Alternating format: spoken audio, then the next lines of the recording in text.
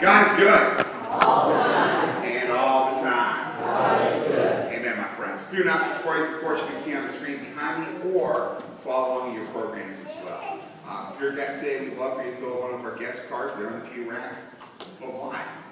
Not only can we let you know what we do here at Mercy United Methodist Church, but why we do what we do. That's what those are there for. So if you would, fill out one of those guest cards. If you have a prayer request, please fill out the prayer card. They're on the same sheet of paper, just on the opposite sides. Make your prayer request known and drop it off in the offering plate right by where Pauline was subbing in for Dale this morning, handing out programs. There is youth group tonight at 6:30 p.m. here at the church, and there is Sunday school in between services at about 10:10 Sunday morning. So that's going on today as well. Meanwhile, this Mondays happens on Monday nights for students anywhere in about 3 years of age-ish through 6th grade. You are used to 7th through 12th grades, but Marvelous Mondays is 3-year-olds through 6th grade. Dinner served right around 5:15 p.m. Bible lessons and fun and games and learning. So if you're interested in that, it's for our youngsters Monday nights. Our growth groups carry on. They're meeting in different houses and here in the church building, whether it's a Monday night during Marvelous Mondays, or Wednesday night for our young adults, or Thursday afternoon here at the church, or Thursday evening, one here in Mercer, one in Hermitage. If you're interested in those, please contact us in the church office, or if you can read their names, check in with one of the leaders. In between services today, we'll be definitely changing things up, and for some of you, this is a little bit of a frustrating time where it just seems to make everything out of whack, where we have the tables all different in our fellowship hall for our fellowship time. Often on a Sunday morning, if you're a guest, we'll make sure we have donuts downstairs or homemade goodies and coffee and other drinks downstairs to spend time together. But during our fellowship hour this morning, instead, we'll have what we call our ministry teams fair, where different teams from the church will be there to answer questions, and even more so, if you're interested in serving in an area, make sure you jot your name down. It's hard because we can't read minds. And it's a beautiful thing when each of us takes that step out in service. For some of you, that's whenever you became part of the missions team, or the fellowship team, or other teams here in the church. What a beautiful thing. So if you're interested, check it out in between services. And if you want to be in there for the snacks that Ken and Patty Gahn brought this morning, guess what? It's in the middle of the fellowship hall, so just roll right on in and grab a snack and check out what we have going on here at the church. With that being said, for many of you who attend Mercy United Methodist Church on a regular basis, you may have received a phone call from our, what we call our nominations and leadership development team. These are the folks who made sure that they contacted you to see if you were able and willing to serve here at Mercy United Methodist Church. And now, since I lost my cheat sheet with everybody's names, I'm going to wing it. So if I forgot your name, just wave at me quite a bit. Jeannie Harper, go ahead and wave at me, but I didn't forget your name. And Linda Grundy, I didn't forget your name as well. No, fantastic. Who else did I forget, though, from nominations and leadership development? I don't know where my sheets of paper went. And nobody here is going to help me. Y'all are just laughing at me, aren't you? Thank you. Where's my heart? It's not on that sheet of paper, is it, Gail? Yeah, it is. All right, kids. Marie Wyatt, Jeannie Harper, Sherry Deibler, Peggy Falla, Denise Campbell, Kathy Harris, Larry Rogers. Gail, thank you so much. Now you can see, now that's just a case in point, huh? Does it look like I can do everything myself?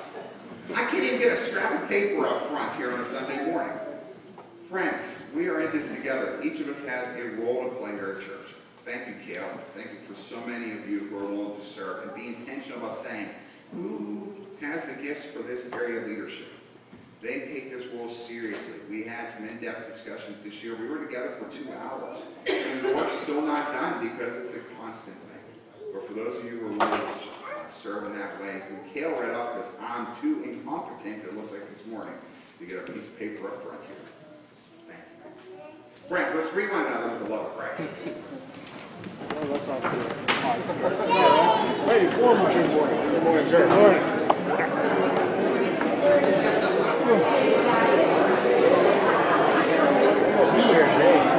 Yeah, I imagine they'll be doing more for that.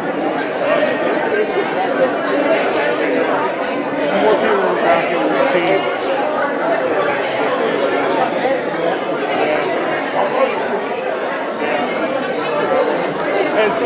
also told that people, in the snow or anything.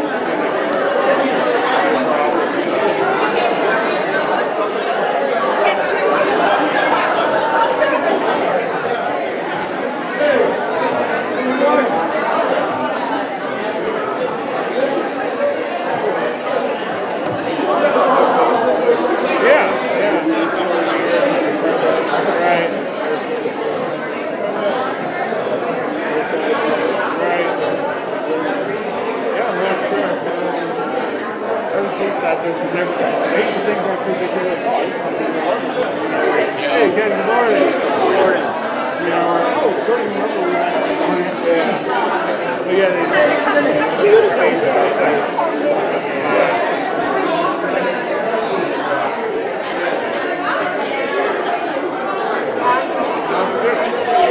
should have you.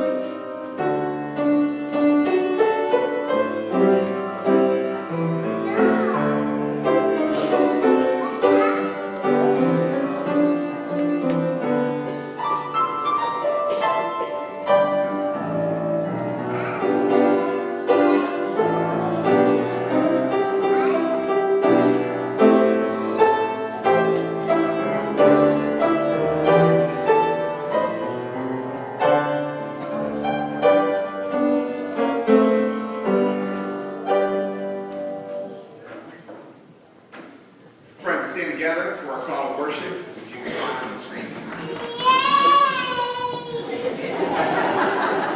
You're right, Kate. As the deer pants for the streams of water, so my soul pants for you, my God. My soul thirsts for the living God. Let us meet with God.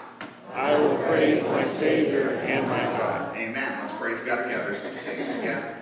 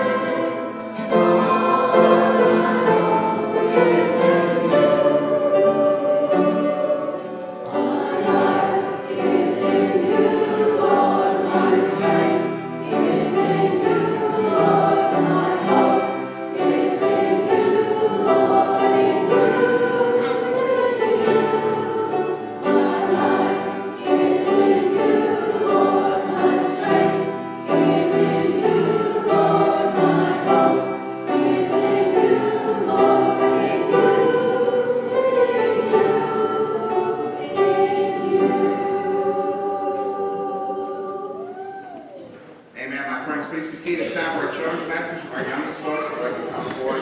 That'd be a great thing.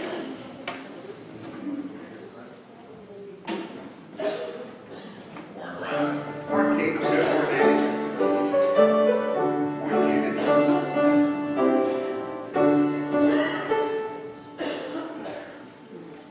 So for the 11 o'clock service, we're going to actually, hey, good morning, come on up, bud. For the 11 o'clock service, which is 2 hours from now, we're going to have a baptism at the second service. So there we go, I've got a question for you. Because we do baptism, here's one of the weird things we do. Although we use that thing right here, let me not put my tie in my water. But up in here, we would actually pour water inside, but we'll do that later.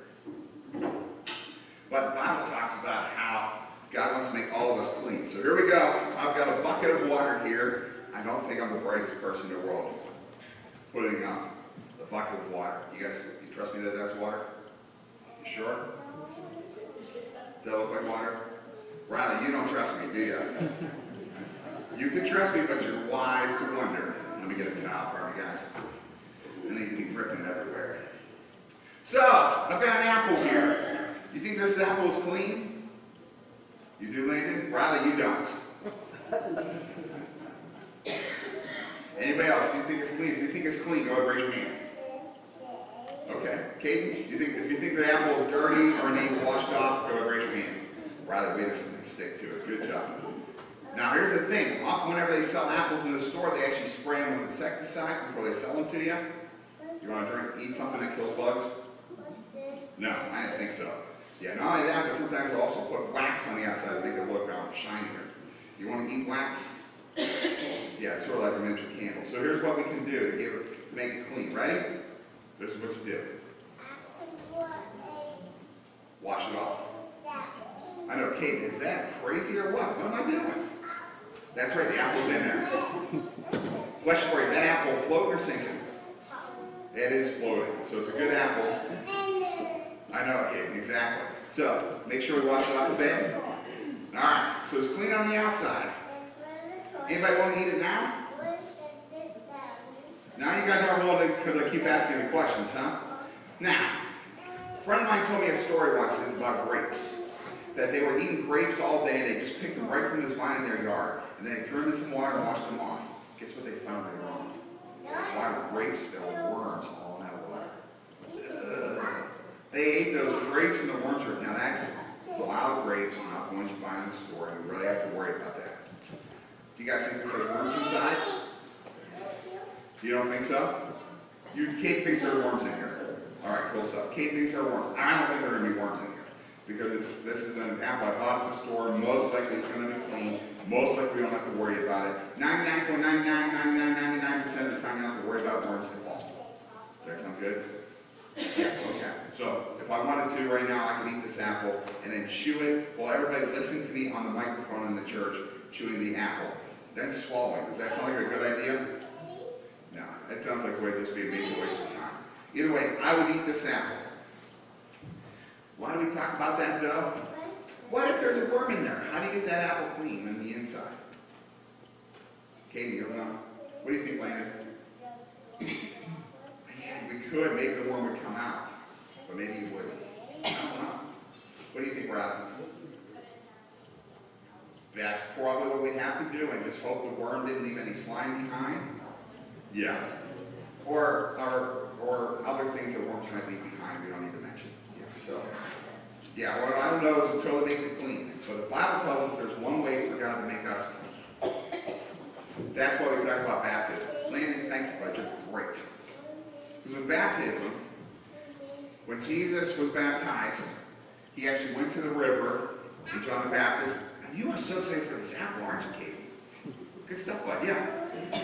If Jesus was the apple, he was in the water. John dunked him under the water and brought him back up. That's how they often do it. Now, for us in church, we'll just sprinkle folks. Like when Annie was baptized a few years ago, we just poured water on her head. I really tried to douse her aunt, but Jamie wouldn't let me. Did you roll your eyes at me again? I know I'm doing well if I get at least one eye. Romans chapter 6, it puts it this way.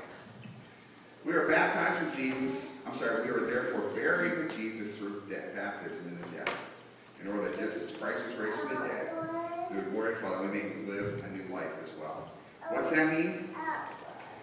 If we're like the apple, that's right, if we're just like the apple, Jesus, when we say yes to him, it's as though we were a dirty apple on the outside and dirty on the inside, and yet made completely clean inside and outside. I can't do that with this apple. We can cut it open, we can yank the worm out, if there's a worm inside there. We can wash it off on the outside, but I can't completely 100% make it clean. But God's in the business of making us clean. Yeah. So it's almost like this. For you and me, it's not just like water on the outside, but then water on the inside. When we say yes to Jesus, he starts working. Ooh, it's nice and cold. He starts working on us on the inside to make us believe. That's why we do baptism, but even more so, that's what God's in the business for us. So we don't have to be messy. He keeps working on us so we can be clean. Be nice to ourselves, drinking water in front of you. So, let's pray. Father, thank you that you're in the business of making us new. Clean on the inside, clean on the outside. Keep on working on in each of us, young and old alike. It's in Jesus' name we pray. Amen. All right, guys, so here's what I have for you this morning. 1, clean on the inside, clean on the outside. Got a bottle of water there for you. They're cold from the fridge. Let me do something right away.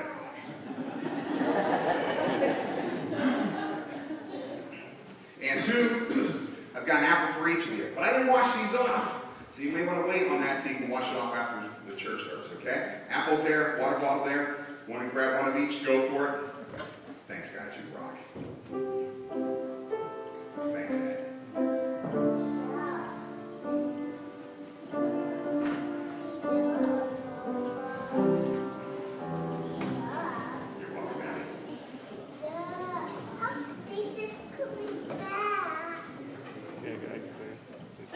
Sure, we have an episode there on the way down. Good stuff, guys.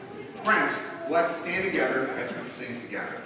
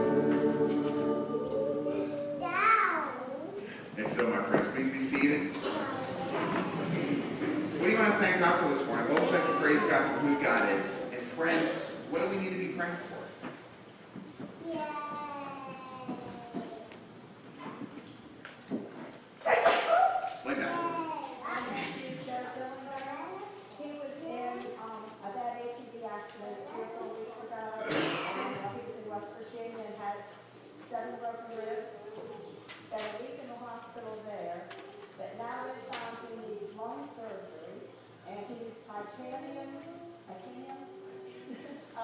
plates for him to stabilize his lungs.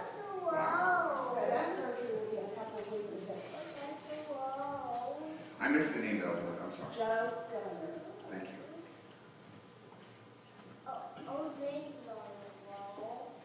So we pray for Joe Dillinger in the midst of after his ATV accident. They found that now he needs lung surgery, even titanium plates, for lack of a better term, to stabilize his ribs. That being said, my nephew had to put in his leg after he broke it this summer. It's incredible what those plates can do. But again, that's still not an easy process. Thanks, Linda. Friends, oh, Jessica, yes. I have two prayer requests, please. One for Tara Erdos and the Erdos family. She's currently in Presby. She's seizing more than she's not. She has an intellectual disability, and I'm very good friends with the family. She is probably going to be put in a medically induced coma to give her brain and body some time to relax and heal. And then the other one is for our Uncle Mark. He had surgery on Monday to have his third knee replacement put in the same leg. We just need prayers that he's going to heal and not develop another infection this time. So that's for Tara Ergos, who's, did you say sneezing? Seizing. Seizing, oh my goodness. So I need new ears, but not to make light at all of what Tara's going through with these seizures, which can do terrible things. It changed my little dad's life just after one seizure, I can't imagine. So we're praying for Tara. They're going to put in a medically induced coma to try to get the seizures under control. And then also for Mark as well, for healing for him after with his third knee replacement surgery and healing afterwards. Jessica, did I get that right? Thank you. Yeah. Friends, Linda. I had a sister-in-law who passed away this week, so keep the McGee family in your prayers.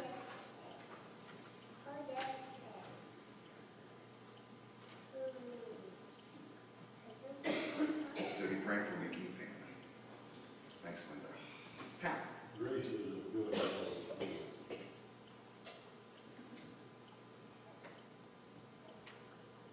All right, so be praying for Grace as well. Thanks, Pat. Sandra. Just pray for my daughter Sarah and her family. Okay. Yeah, be praying for Sarah and the family. Thanks, Sandra. Friends, is there anything fun?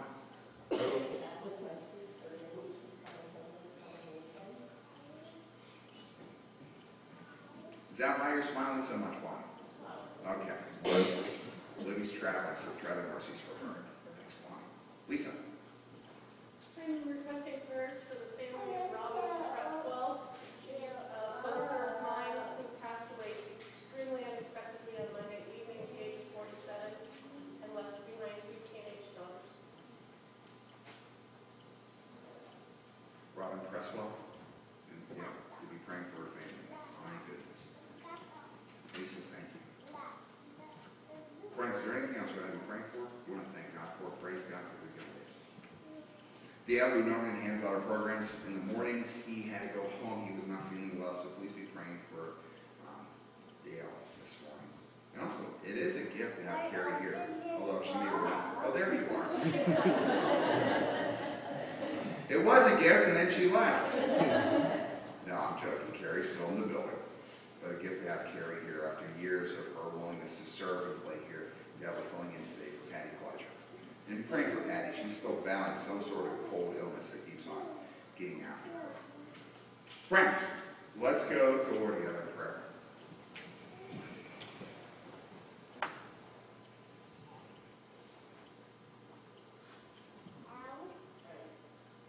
Wow, that must have been a beautiful scene. When Jesus went to the river, as John the Baptist was baptizing those folks, and Jesus walked into the water, and John said, "Nope, I'm not going to baptize you," and Jesus said, "You have to." And then, when Jesus was baptized, you from heaven, Father, said, "This is my Son, whom I love. With him I am well pleased." Wow. To want to be a person in the crowd to hear those words, although for many it just sound like thunder, the Bible says. But two, you say those words over us. You said it for your son Jesus, and he's in a class all by himself. King of Kings, Lord of Lords, the Lamb of God, the Bread of Life, and so many other titles that resound for only Jesus. And yet there is that sense that in how we live life, you might say the same thing for us. This is my child, whom I love. What a joy, Lord God, that you would know us by name, that you, Father, would be able to look down upon us and say, this is my child whom I love. We thank you, Father, for that incredible joy. For some of us, we talk about the word, we pray for you, Father, and call you Father, and it still brings up pain for us. Because of loss, or because of a broken relationship, or a father who was not there. Praying, Father, that you would fill that void within us. For those of us who grew up with good parents, Father, at the same point, move and work within us to grasp and own the fact that you are the ultimate Father for our lives. The one who loves us that much. The beautiful thing, though, is it's not as though you just look down from heaven and say, well done, but you also hold us to account. That you call us to live life for you. That you, Father, in that business, so just like with the water inside of us, bringing about cleansing within us, we give you thanks. That you haven't quit on us or disappeared. And yet for some of us today, Father, it feels like you're distant. We're praying for healing. Because for so many of us, Father, today is a day of questions of why. Why would you let this happen? What is the point of purpose? We're praying for Joe Dillner. We're praying for Joe after the ATV accident. We're praying for healing, Father, especially with the surgery to come. We pray for healing in Jesus' name.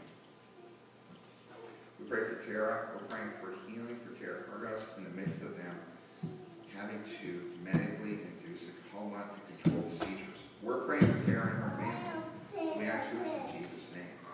Father, we lift before you Mark, and we're praying for healing for Mark as he faces knee replacement surgery. Heal Mark. Lord, we ask for this in Jesus' name.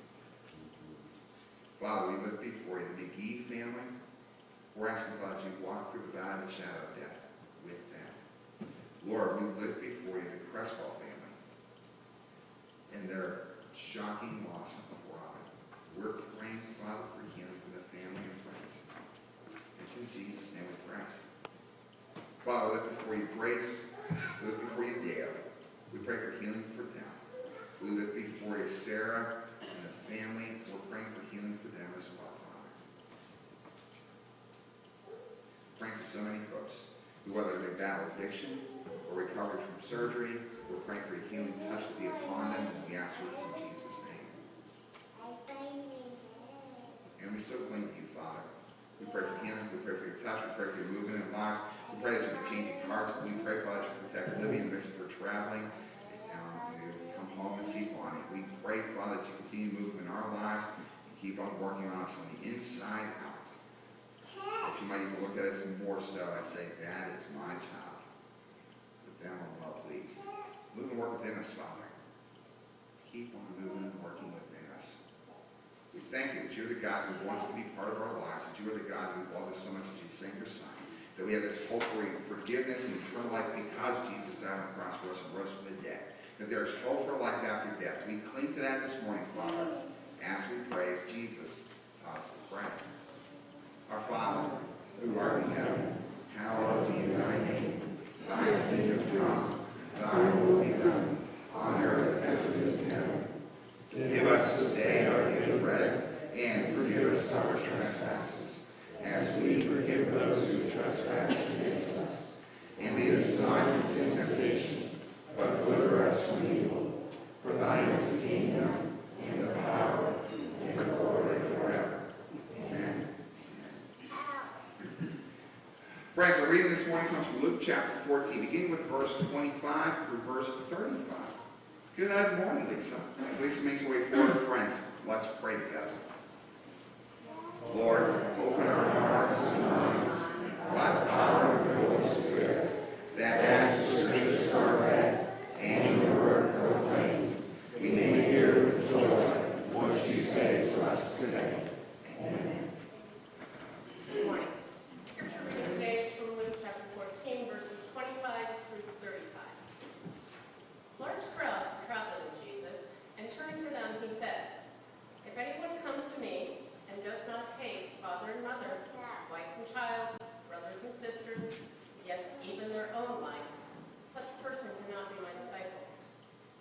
does not carry their cross and follow me cannot be my disciple.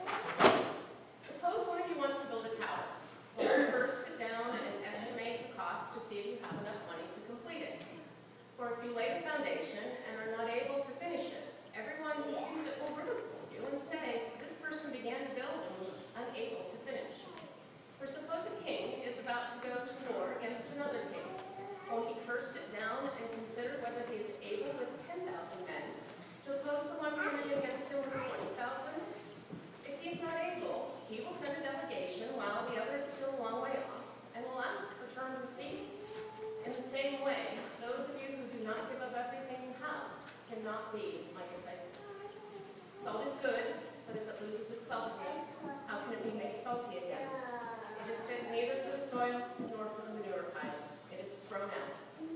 Whoever has ears to hear, let them hear. Friends, this is the word of God for the people of God. Amen.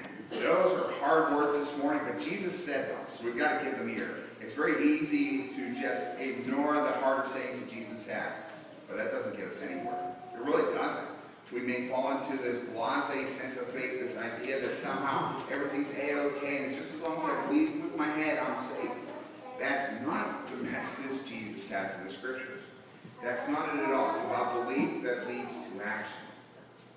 This is where this can be difficult, because Jesus has some hard words for us this morning. We'll talk about it a bit today, my friends, because he wants us to count the cost, to count it, not just go through the motions, not just sort of have Jesus as being one option in life, but to count it, to make sure that we're willing to be prepared to say yes to him. For some of us, we've had a relationship with Jesus for a while, and nobody may have ever asked us to really count the cost. When Jesus said these words to his disciples, most of the 12 that were there listening to him would die for him. We're called to count. You never said yes to Jesus, my friends. Count. Don't say yes to him without having an idea of what he's asking for. He doesn't just want Sunday mornings for an hour. He died, laid down his life for us. He asks us to give our lives for him.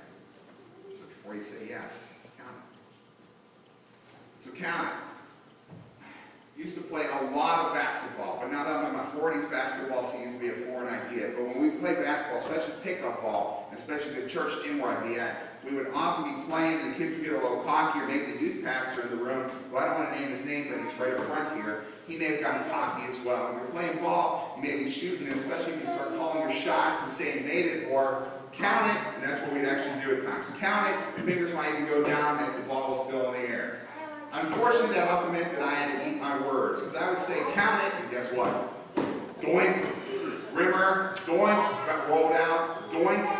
Oh, I totally missed the rim and the net, and it just hit the back wall. Oops, air ball. Count it. It's so easy to think you got it all together when you're playing, and yet you don't count the cost. You don't assume that, the wind, if you're playing outside, might blow a little bit, take your shot off.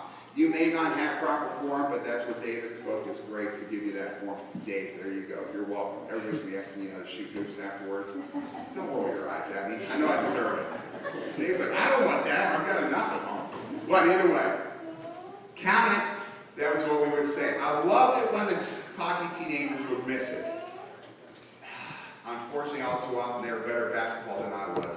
And so I'd still be often struggling to keep up. But as we play basketball, you'd often get to that point where you shoot, think you made it. If you missed it, oh my, especially if you said, count it. It's so easy with our words to just flippantly go through life. But with Jesus, it's not just about our words. He wants us to count it with how we live. So not just with our mouths, but with how we live life. That's what he's getting at in Luke chapter 14 here. Before you say yes to Jesus, before you're really going to say I'm committed to him, make sure about the cost. Count. So you ought to count it. Because Jesus says in Luke 14, verse 33, those of you who do not give up everything you have cannot be my disciples. He's not just talking about the 12 disciples he had. He is also speaking about all those who are in the crowd. We often focus on 12 disciples, but friends, if we call ourselves Christians, Jesus is looking for disciples. Disciples just means a student and follower of someone else, which would mean if you're a disciple of Jesus, You're a student, you're learning from him, and you follow him. Disciples in Jesus' day, they often would travel with their teachers. No wonder the 12 disciples followed Jesus. They lived where he was. They slept in the open country wherever he went to. They didn't go home. They traveled from town to town with him. They followed him, and then did the best they could to put into practice what he said. This reading, I'm guessing, is not one that they'd be too excited about. Because make sure you count it. For example, if you're going to build a tower, Jesus says, make sure you have enough money for to build the foundation. That's probably a decent representation of a tower that would have been built in Jesus' day. They had towers both for warfare, and they had towers as well for watching over their animals. For shepherds, for example, it makes a lot of sense to be able to look over a field and be just a few feet higher and see what's coming. When Tina and I took her brother and his family, which meant 15-year-old, 7-year-old, and a 5-year-old, and a 7-year-old and a 5-year-old needed naps and didn't get them. So about 4 or 5 o'clock yesterday at Irons Mill, oh my, you know the meltdowns they come. But there we were in the middle of the corn maze there at Iron Mills, and it was just Braden, the 15-year-old, myself, and Tina in the corn maze. And after a bit, if you don't have a map, it just feels like we're spinning around in a circle. Have you ever done a corn maze? You know what I'm talking about? Or are you guys much more internally GPS-wise than I am? At one point, I just looked up and wondered, where's the sun? No. Then we ran into Kyle, one of the workers for Irons Mill, and he calmed me down. I started crying. But we'll move on. As it felt like we were lost, it would have been a great deal. Just get a few feet up in the air and look to see where we were. Couldn't see it. That's why they built those sort of towers. You would be able to see where you are for battle, or to also see what's coming. But imagine if you don't have enough finances to build a tower. You don't have enough finances for the wood, or for the stones, or you really have trouble even getting together the clay to build a tower. You can't even afford the workers. It looks pretty bad to start the job and not be able to finish it. And if you're wondering what that's like, go ahead, start a home improvement project. And all of a sudden you don't have the funds. Or, oops, are you telling me Home Depot doesn't have this and I have to wait 8 weeks? Well, my kitchen floor is only halfway done. If you've been there, you know what I'm talking about. Count the cost before you start. That's what Jesus is getting at. Don't start something if you can't finish the job. Ed Bouchette wrote in The Athletic this week about the 1979 Pirates. And it's a fascinating story in that the 1979 Pirates were cheap. Can I say that out loud? The team was cheap. In 1979, Game 6, all right, let me give you this proper fingers. Game 6 of the World Series. And the Pittsburgh Pirates told the players to check out of their hotel rooms. They were so confident the Pirates were down 3-2 in the series to lose, they told the Pirates to check out of their rooms. That's some managerial excellence right there. We believe in you so much, we don't want to spend the extra money on hotel rooms, so check out. Kent Colby told Bouchette that story, and now covers over the Pittsburgh Steelers for The Athletic, but when he was writing for the Post-Gazette at that time, the Tribune Review out of Greensburg, when he was following that story back in 1979, later on found out from Kent Colby, the Pirates reliever, who played in those World Series teams. The Pirates were so confident in the Pirates management, so confident in the players' inability to win. Again, they told them to check out of their rooms. One player, John Candelaria, said, "No way, I'm not checking out." Candelaria went out there, pitched 6 shutout innings for Game 6 to force a Game 7. And if you didn't know, the Pirates won 40 years ago. It seems like it's been 40 years since they won, but that's another story entirely. They won the World Series. Count the cost.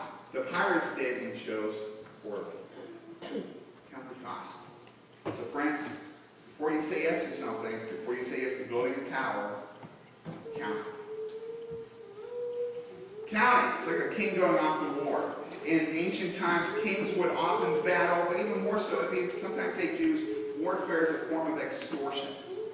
So that Jesus tells a story about one king who has 10,000 soldiers and realizes his 10,000 don't measure up to the other king's 20,000. So what do? Sometimes the folks with 10,000 would go out and say, "We'll pay you this much to leave us alone." In our modern culture, we call that extortion. In Jesus' day, That was a practice often used. If you read throughout the Old Testament, it happens again and again in Israel's life, where they fell into extortion to avoid trouble. And it ended up causing them more headaches than they ever expected. But that's a side note. In our story here, Jesus is saying to the crowd there, don't be like the king who doesn't count the cost. Count the cost. You may have to say, give up everything you have to make sure you do not die in warfare. So before you face a battle, count the cost. Andrew Brunson, the missionary who was recently released from a Turkish prison, wrote about his life in that prison. It's fascinating as he thinks about going back to Turkey, where they imprisoned him for his faith. Brunson writes this: there were several very low points. Sometimes when he was in the prison cell, I was in a very crowded, overcrowded cell, but even so I was isolated, especially by my faith. I was the only Christian. I had many questions and doubts, and no one I could talk to, or who could correct me, or who could encourage me. So I had periods where I was suicidal, where I lost all hope. I was in despair and had frequent panic attacks. What made a huge difference for me, said Brunson, was a prayer many people know they were praying for me. And then he goes on to write, as the interviewer asks him a question later on. When you spoke on Capitol Hill earlier this year, you said you hope to return to Turkey someday. Is that still a plan for you? God put some of his love for Turkey into our heart, saying Brunson about himself and his wife. So it's not so much an emotional attachment as saying we're committed to see blessing for Turkey because of God's love. And so we have a desire to go back. Count. The man was in prison for his faith in Turkey. And he's still willing to go back. Wow. Knowing the cost. If he goes back, we can put him back in jail. Before we say yes to Jesus, count the cost. So count it. And this is where it's painful. Jesus goes on to say, count it. What do you love more, your family or me?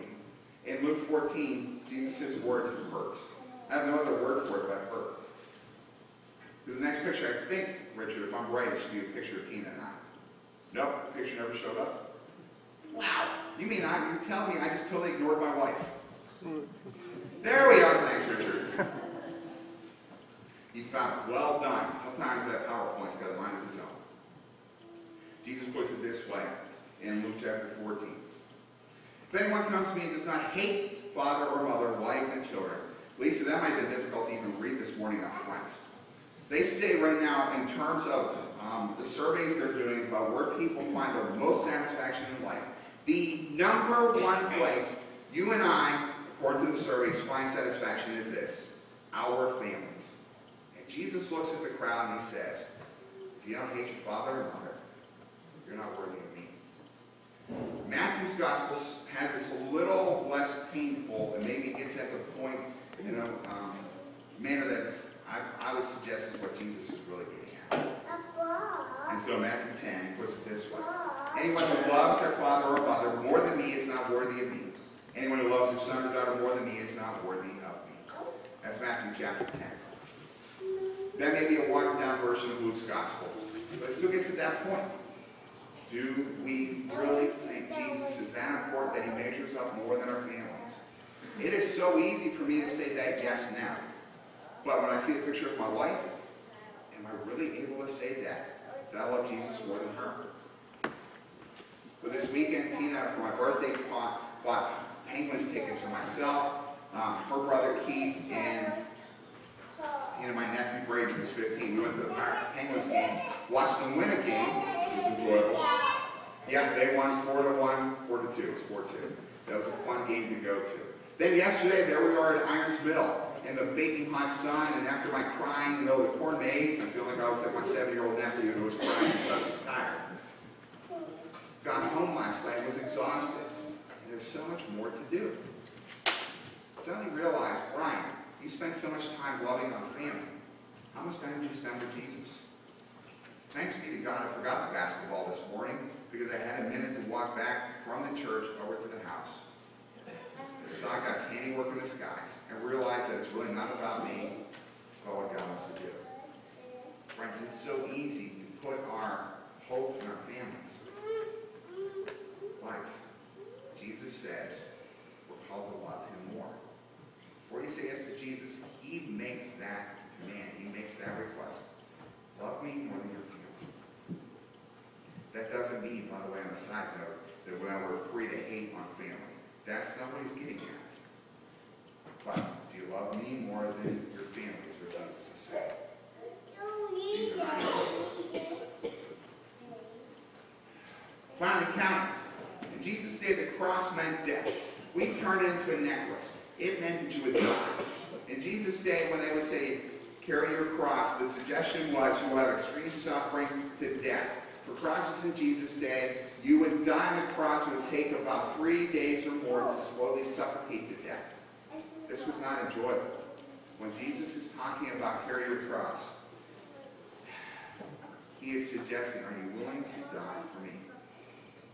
In letters to the church, Francis Chan, the author, writes this short sentence that a Chinese pastor shared with him. This Chinese pastor was on the run from the police and had spent multiple stints in prison. He put it this way: we embrace suffering for the glory of Christ. We enjoy it. Getting back at the idea from Romans chapter 5, that suffering is a good thing. They looked to suffer because it meant Jesus. Friends, if you're going to follow Jesus, Jesus is saying, take up your cross and follow me. Not, here's an easy road, or send me some money to me as a TV preacher and life will be all better. He's saying, carry your cross. It's not going to be easy. In John chapter 6, Jesus may be the worst evangelist ever seen. Now, before you want to stone me for that, you may want to read that on your own. Because in John chapter 6, Jesus talks about how he's the bread of life.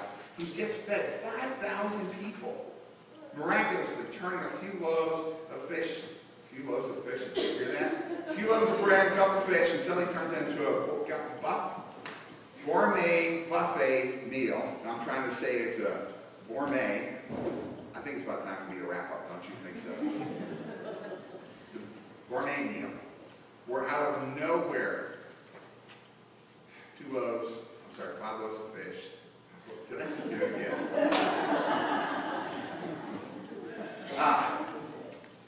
2 loaves of bread. You would not think that would be that difficult, do you?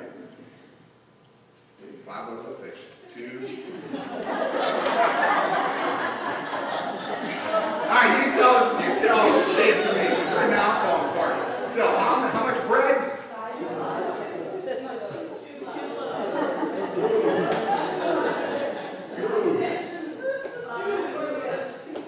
Alright, so, hey, Confer, I saw you open up your Bible there. What's it say in there? How much fish and bread was there? 2 loaves, 5 fishes.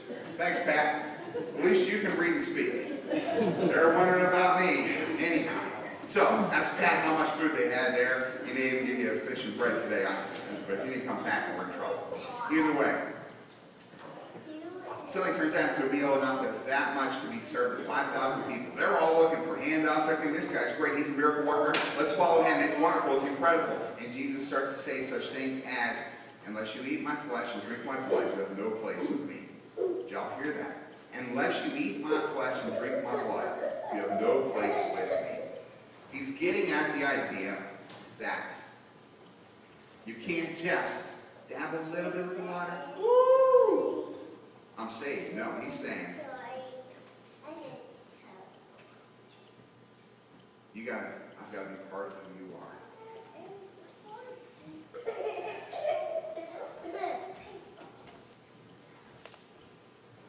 Jesus was so effective that he looked around after he told those folks that, and 50 or so verses, that there were only 12 disciples left. 5,000 people goes to 12.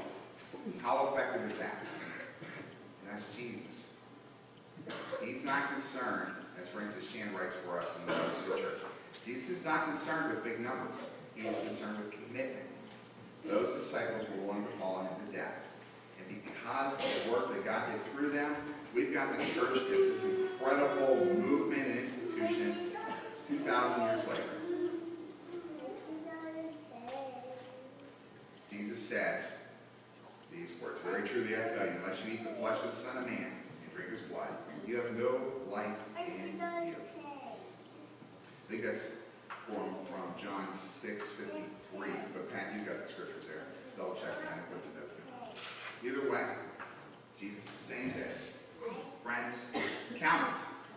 go through the motions, count it. Just don't play games, count it.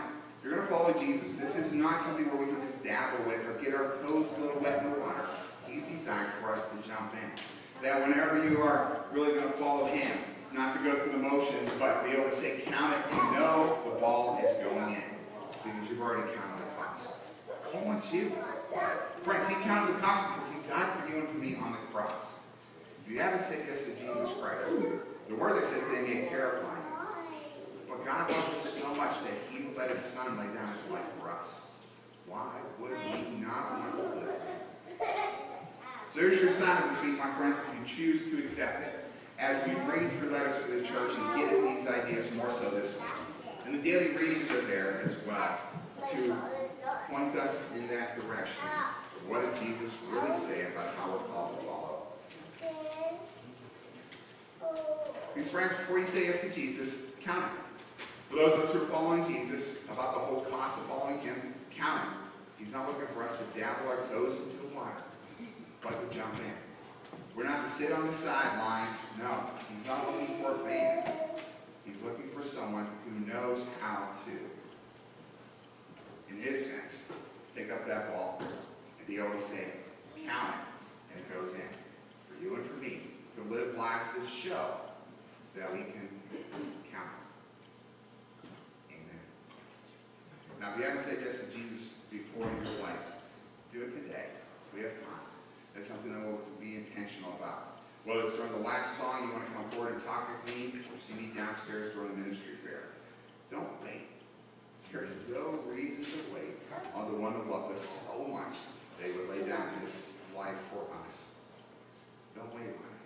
But before you say yes, make sure you count it. Friends, let's pray together. You can find the prayer on the screen behind me, or of course, it's even printing in your program.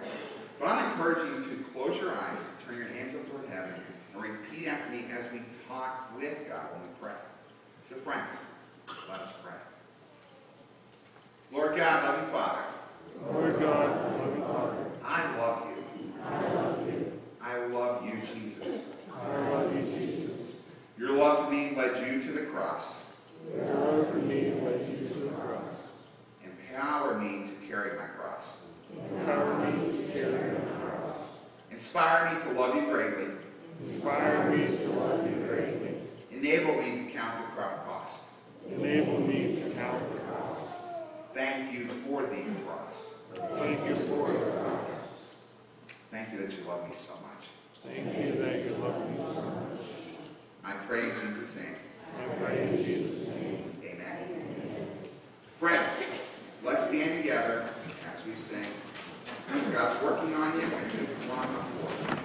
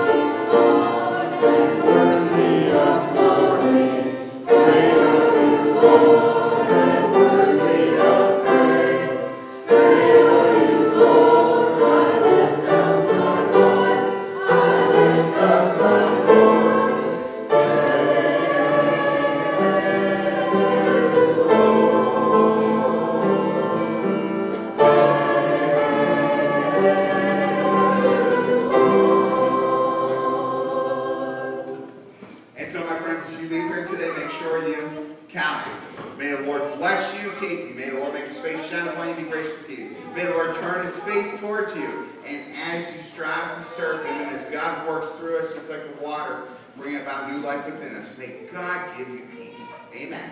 Amen.